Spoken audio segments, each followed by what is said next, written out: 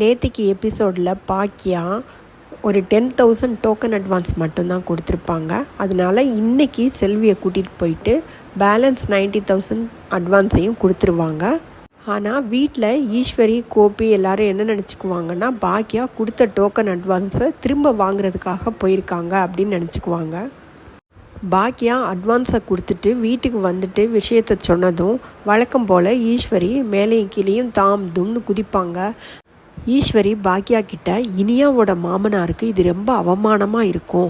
அவங்கெல்லாம் அந்த பக்கம் வந்தாங்கன்னா உன் இட்லி கடையை பார்த்துட்டு நம்ம இட்லி கடை வச்சுருக்கிறவங்க தான் சம்மந்தி அப்படின்னு நினச்சா அவங்களுக்கு எவ்வளோ கஷ்டமாக இருக்கும். சம்மந்தி அம்மா என்ன நினைப்பாங்க? நீ கொஞ்சம் கூட யோசிக்கவே மாட்டியா? ஏன் நீ சொல் பேச்சையே கேட்க மாட்டேங்கிற அப்படின்னு வழக்கம் போல் திட்டுவாங்க. கோபி என்ன சொல்வார்னா, அம்மா நீங்கள் ஒன்றும் சொல்லாதீங்க, நான் பாக்கியா கிட்ட பேசிக்கிறேன் அப்படின்னு சொல்வாப்ல.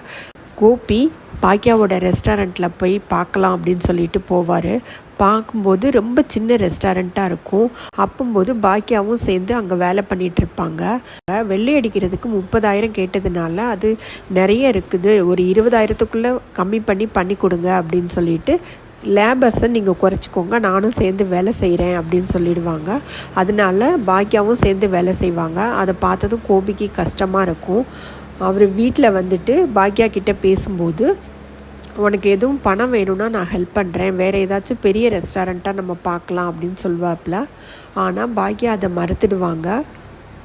அந்த நேரத்தில் எழிலும் அவங்க வருவான்.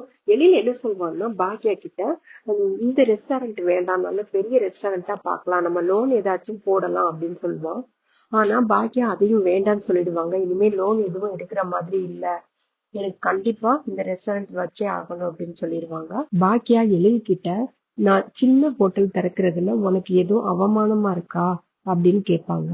இதை கேட்டதும் எழில் என்ன சொல்வாருன்னா, எனக்கு எப்பவுமே நீ செய்யற எந்த செயலும் எனக்கு அவமானமா நான் ஒருபோதும் நினைச்சதே இல்லைம்மா, நான் எப்பவுமே ப்ரௌடா தான் ஃபீல் பண்றேன் அப்படின்னு சொல்லிடுவாப்ல.